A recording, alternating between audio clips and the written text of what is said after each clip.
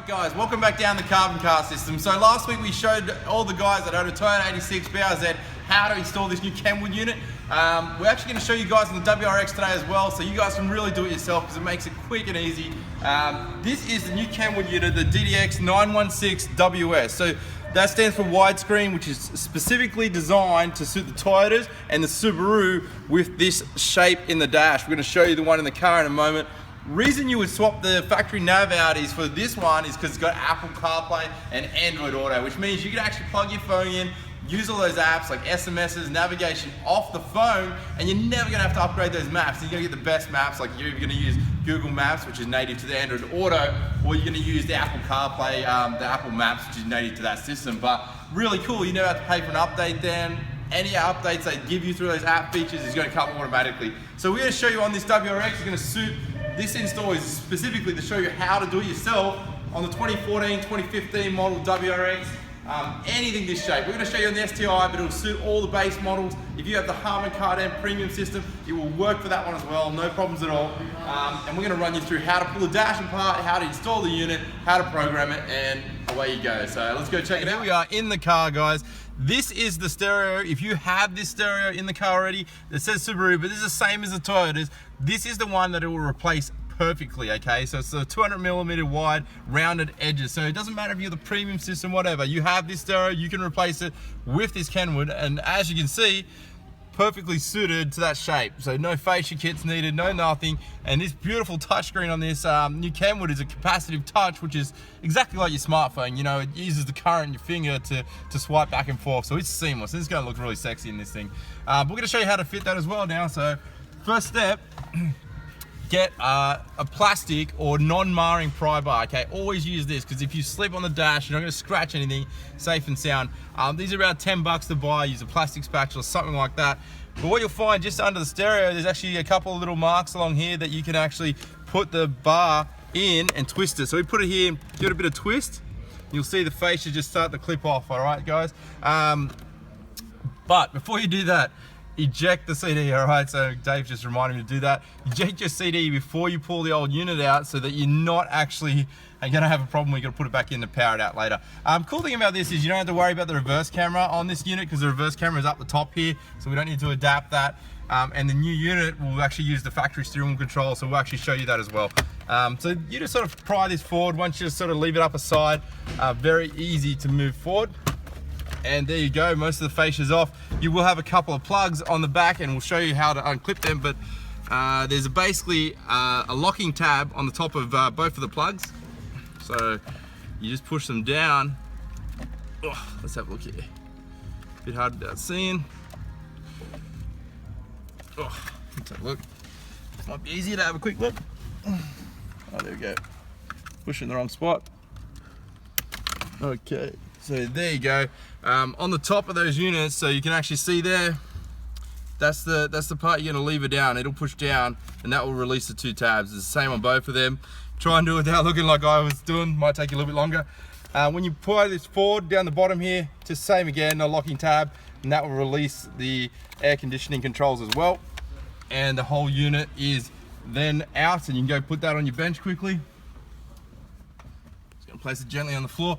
From there, you're just going to use a screwdriver. So we're going to use a drill because it's quicker and easier. But there will be 6 screws, 4 along the bottom, 2 on the sides, quick and easy.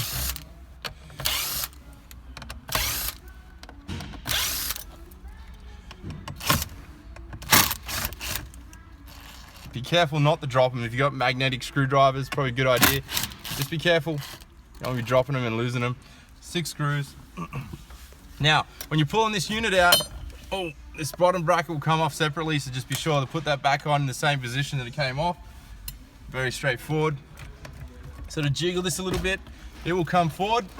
And again, you're gonna have to undo all the plugs on the back. The same locking tabs on every single one. So it won't come out too far until you actually let them down. Be careful not to hit the sides when you're doing that. Oh, there we go. That's another one. There's about 6 different plugs. And there'll be an earth on the bottom here. So if you can see that, if we turn it over, that's just an earth. And it's, again, it's still got a locking tab on it. Just jiggle it a little bit. Be careful, it's you don't want to be scratching the dash on either side because it does have brackets that can scratch your dash. This dash ain't too bad because they're a rubbery type dash, but always be careful. You do not want to damage your car. There's a few different things on here that we're going to tell you about. So this bottom one's the aircon control that stays down the bottom. These are your main power harnesses here on the right hand side. So you got speakers and power in one. We're actually going to show you it'll plug directly in. This unit here, this will do your steering wheel controls. It actually comes in the Kenwood unit, a plug to go in there to adapt your steering wheel controls. We'll show you that. You actually have a factory USB adapter. So we'll actually plug into this, and this will retain your factory USB that is in your center console. So we'll show you how to do that. Antenna adapter, this is what that looks like. So that's to give you your power antenna. That's virtually all you're going to need. You're going to need to make sure you put this earth back on. But now we're going to show you on the bench how to wire all that up. One of these wires, you're actually not going to use this green one. This is the GPS, the factory GPS locator. You're not going to use that on the new one because the new one comes with one. So that one's just going to remain unplugged behind the unit. But let's check it out on the bench. We'll pre-wire some stuff, mount the brackets, and we'll put it in. All right guys, on the bench now. So we've got everything laid out, ready to go, so you can see what you've got. We're gonna quickly run you through that. We did do a review on this Kenwood unit, which shows you absolutely everything, but we'll just give you a quick rundown. GPS antenna, or GPS receiver, so that will do location reporting for this unit, makes it really accurate. External microphone to make the sound really clear when you're talking on your phone. Via Bluetooth or any of the Apple CarPlay or Siri. So it's important that they have that external antenna because a lot of them, you know, with Siri, it's voice-based now, so you need accuracy, so that's really important. Here is your steering wheel control adapter, steering wheel remote, it actually says it on there. Very easy, that will plug into the car, back of the Kenwood unit, and we'll show you how to program that. You do get a remote control, warranty card, power harness. So this is going to be direct, but we're going to modify it a little bit. Now, things that don't come in the kit that you have to get separately, we sell them on our online store and you can buy them from us. Antenna adapter, so this is to retain the factory radio reception. You need to adapt it from this 4-pin into this aftermarket for the new unit. And this, which is a antenna adapter, USB adapter, and this will retain your factory USB that's in the center console. We cannot retain the auxiliary because there's different types of auxiliary, but there's probably no need because the new unit, you're gonna run your you know, straight through your USB, you're gonna get all those apps anyway, and you know, you don't need USB, auxiliary, you're gonna run 2 USBs, you're gonna have a spare one, so you've got tons of stuff to use. So those two things are separate, quite cheap. These antenna adapters, $10, $15. These USB adapters, I think they're around $50, okay? So, you know, they're a good thing. It saves you cutting and shutting and makes it really factory. But let's go through it. We'll quickly do some mods here. First up, we're gonna do the brackets on the side, right? So what you do is the easiest way is just to line them up next to each other, straight like this, okay? And then you can actually see, you're gonna take it from one spot to one spot. And just make sure they're obviously both vertical in the same position. And you can quickly just move the brackets over so it's in the same location, very easy. We're gonna do that. It's important you do this because there is actually a couple of holes that you can actually get that are really close to each other. So you really want to swap it into the exact spots, which is there. And if you get it right, they'll all line up. You do actually get some screws in the box as well, but you can use the genuine ones that are there. They're the same thread.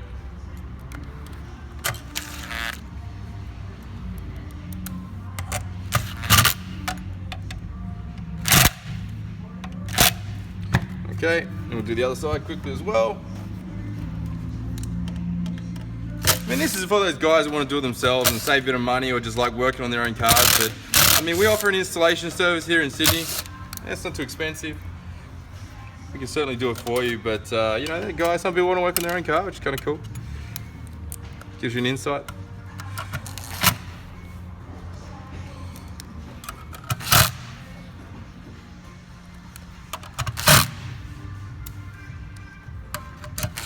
Okay, nice and neat. Factory brackets are in. There you go.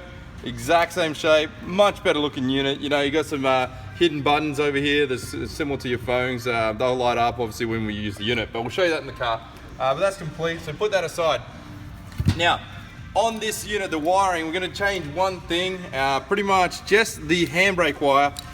This light green wire, it actually says to put it to handbrake, but if you do that, you won't be able to use the DVD functions and some of the lockout stuff while the car is moving.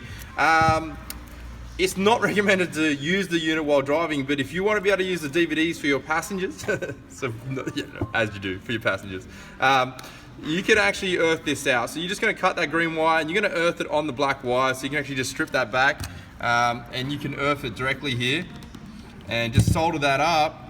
So you just put that on there. We're going to solder it. We always suggest soldering. It's much better for your installation. It's never going to come loose. Solder that up and tape it up, and that's done. Excuse my shaky hands. Lucky I'm not a surgeon. I'd kill somebody. Tape it up. So we use tester tape here, so that's like a factory cloth tape. It's really nice. Okay, and that really is the extent of the wiring for the main power harness. This one here is for a reverse camera, but like I said earlier, that's up on your factory screen, so you don't actually need to set that one up on this one. So we're just gonna tape it up nice and neat to keep it clean. You can throw the excess wire away, the factory bolts. The other one we are going to quickly wire up is this antenna adapter. So it's easier to do this on the bench rather than in the car, because then you're not soldering in the car. Pull that out and you'll see a blue wire. You must connect this blue wire to this power continued. And what that does, you can just pull that out. That's the power for the antenna, so that you have that extra signal, sort of an amplified signal on the antenna. If you do not hook this up, you won't get good signal. You may get a little bit, but it's going to be absolutely rubbish. But that's really easy. You just wire that on the bench here as well.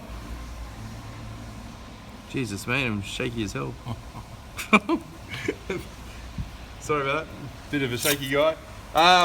Tape that up as well. Do that nice and neat. You can use some cloth tape, electrical tape, but whatever it is, make sure your solder's nice and neat and there's no sharp bits sticking out. All right.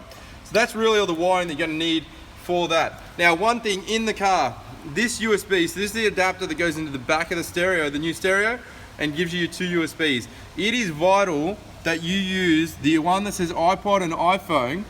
So that is for any of the CarPlay or Android Auto interface, okay? So they both work out of this one, and this other one is just a spare USB. So this one here, if you want to use that, because you've got to use it for the app-based stuff, you want to adapt that to the factory center console one, because you're going to use it the most, and that's going to be the one you're going to have plugged in whenever you're using some of those app features. So the iPod, iPhone, it does the Android Auto as well. Make sure you don't make a mistake on that. What we'll do this on the bench as well. We'll plug that in and wire that up as well. You can actually just put this one straight in, and we put a bit of tape around this just so it doesn't come loose if anyone else pulls the stereo out. Bit of tape around that, and that will plug into that factory USB retention, and that other section goes into the back of the unit. So we'll show you that as we put it in the car as well. All right, that is pretty much all the wiring we're going to do for this car. The rest is just mounting and programming. One thing we will need to do, we need to quickly run this microphone in the car. We're going to show you that in the car, make sure we run all our cables in, and then we're going to show you connecting and programming as well. So let's go do that quickly. All right, guys, so you just undo that. This has some double-sided tape on the back of the microphone. We like to put it up here in the center because away from the windows, no wind chill. Like when your windows are open, you can still talk clearly. It's not going to get all that crackly wind noise. So first up, you just simply double-sided tape up the top, nice and neat, out of the way. Bang, it's on. It's not really noticeable, you know, you can see it now because we're sort of pointing it out. And we're gonna run this through the hood lining all the way down here and across to the center, okay? We're not gonna show you the whole lot, but we'll show you the bits you need to see. On this rubber, this is called pinch weld. So this really just pops off. You just put your hand behind it and it pulls down. And it's as simple as pushing it back on. When you wanna put that stuff back on, it's designed to do this. No problems, we do it all day long. Once you pull that off, you just use your hand, you sort of pop this forward a little bit, right? The whole section just pops forward. And then you can run your cable along here. You just sort of lever this down a little bit. Be careful not to damage your hood liner. If you have that plastic pry bar, you can probably lever it down a little bit like that. Don't press really hard and lever against your window and push against the actual the roof lining so that you're not cracking your window, because windows do crack easy even though it's plastic, so surprisingly. So it's really easy. All you would do is just tuck it behind and go up behind all of that. And you can run it down there, put your lining back on. So it's as simple as, let's put, for example, hey, let's just do it quickly for you, hey? How's that? We'll show you how easy it is.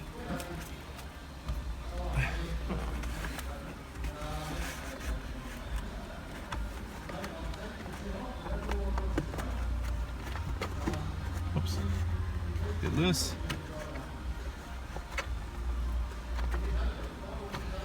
Okay, so once you sort of get that up a little bit, pull it tight so there's no excess. There you go. You want to make sure that's nice and neat because you don't want to be looking at cables. Push that along. But there you go, that's nice and neat there. It's always run. Look, that took about like 3 seconds. Dave's just fix it up and make it look neat. Angle it towards the driver. Push that back on, and you can run this along here, and you can push your pinch rod on as you go. Okay, so that's how simple it really is going to be. You're just going to route it underneath the glove box and up through the center. You can stick your hand through the inside here and grab it from the other end. It's pretty easy. I'm not going to show you that. We'll cut back to a second once we've run that up, and we'll show you how all the plugs go together. Okay guys, so there you go. We've run that up. So we just cut that because it's a bit quicker than showing us running the cables. You would just run that really neat and tie it up so that you don't have any hanging cables. We just sort of bundle this a little bit. Reason for that is it's just excess. It keeps it nice and neat. You're not got cables everywhere when you're pushing it in. Make sure it's out this top section, not down the bottom where the AC controls are. You only want the AC controls out there. Everything else you want out this top section, because when you go back in, you know, it's going to push in nice and neat. So that's the microphone. So that little small one, it'll only go on one section. The other thing you have to do is you actually have to mount this. This is the GPS receiver. It has got double-sided tape, so again, you can peel that off. Now this can actually go under your dash. It doesn't have to be out visible. You can actually have it under your dash, still got to pick up clear line of sight because it's through plastic. So make sure there's no metal above it, all right? So you can actually put that up the back here on the metal. Anywhere really that's going to be situated nice and neat. Okay, there's a spot on this left here, there you go. Nice and flat, so double-sided tape there, look at that. Perfect. So right next to under the van, it's not pushing on the van or anything. And that's a little bit of excess there. Again, we're going to leave that bundle just for the sake of keeping it nice and neat. Yeah, so we can leave it like that. It's already cable tied up. So what we might do, I might put a bit of tape around that just so that it doesn't come loose and looks nice and neat. Okay, so that's your GPS receiver. So we're going to make sure we keep that one in there. Now, the loom we prepped earlier, pretty simple. It'll only go into one plug. These two together, they're the powers and the speakers. Cool thing is, even at the premium system, this will turn on the factory amp. You don't have to worry about wiring it. Antenna adapter, very easy. Straight in. They'll only go in one way. Don't force them hard, just jiggle them so they seat themselves. You don't want to be pushing pins out, okay? Always do that carefully, nice and neatly. What else do we have? We have the steering wheel control adapter. Here it is here. Upside down, straight in. Boom, that'll be your steering wheel controls. You don't need to worry about all this other stuff. That's for other vehicles. Doesn't actually get used on this unit. You don't need it. It's not gonna hurt anything. These are the USB adapters. So you find that gray one that we had there in the car. Get that the right way around, plug that in. So that's all done as well. That's gonna plug into the back of the stereo. I'm gonna tape that a little bit just so it's a little bit shorter, nice and neat as well. What I will do is I will run this spare one into his glove box. You can put it somewhere else if you want to put it somewhere else. We're going to put it in the glove box because if he's using the one in the center console for his phone, Apple CarPlay and Android Auto, this spare one is really just a spare one for running, like say, an iPod or a USB. It's actually just going to be used for running music. So you can actually route it through the side here. You can actually stick your hand in the glove box and around the side, pull it out, and there you go. It's going to sit in there for any spare stuff that you have, or another charging point for 2 people in the car. So that's pretty easy. That's pretty much it all. So we're actually going to continue on and go ahead and show you plugging it in. Straightforward. These all just go in the sections that need to go in. They're all marked.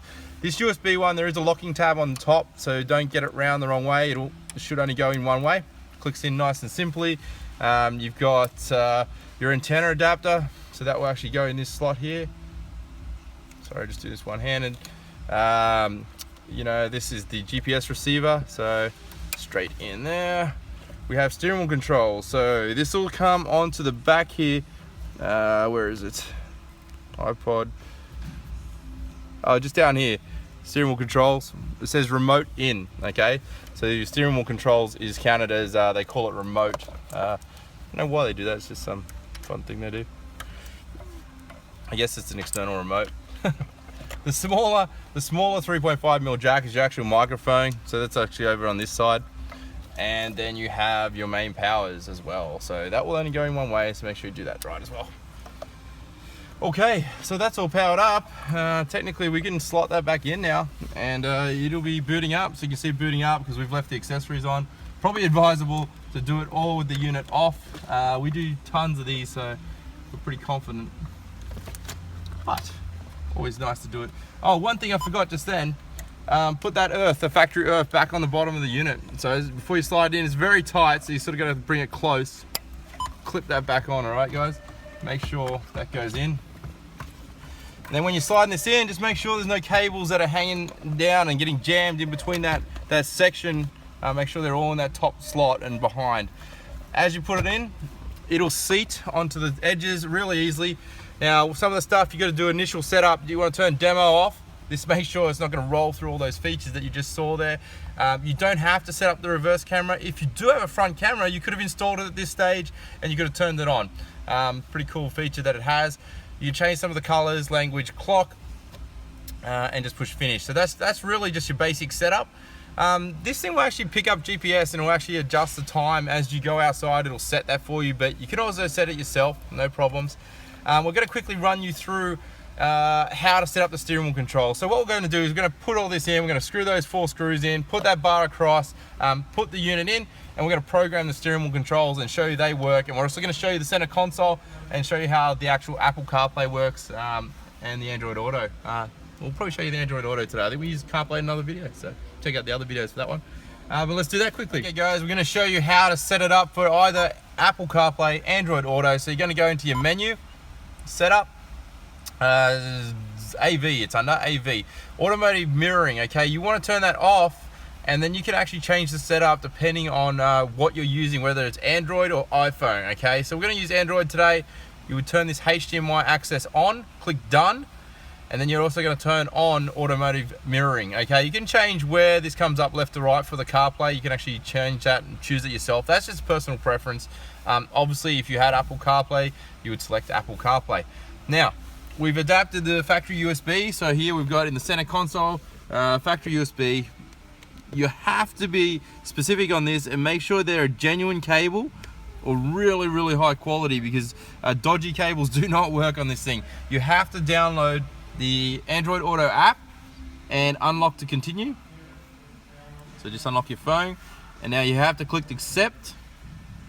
All right, and then it will run you through loading up Google, and it gives you all the stuff. You can actually read through it and stuff. We're just going to get started straight away. There you go, Android Auto. Push close on the screen, and you can see it up and running straight away. You use navigation. You've got some musical apps and things like that.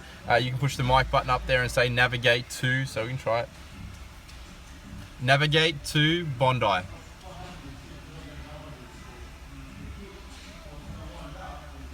There you go. It takes a little while.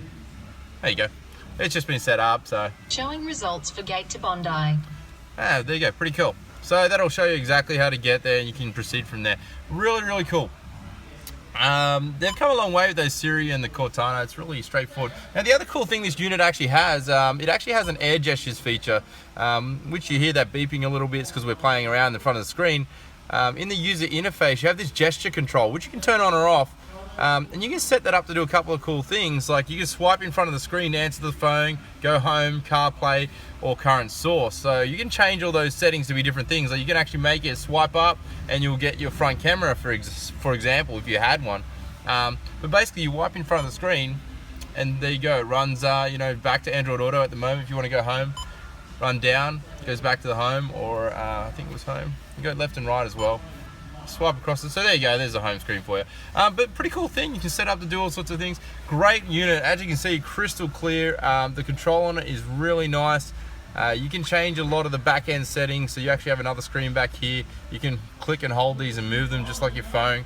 Nav is not built in because you don't really need it, so save all that money, buy this unit, and your phones are always updated. So easy.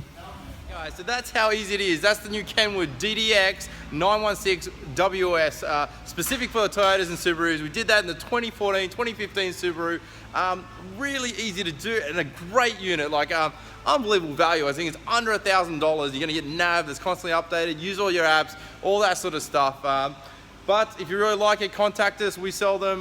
You can get them all around Australia. We have some really good price on them. We have all the adapters that you're gonna need. I think we're giving a free antenna adapter with the unit at the moment, so you don't even need to buy that because you're going to need it. So we decided to give it to you guys for free.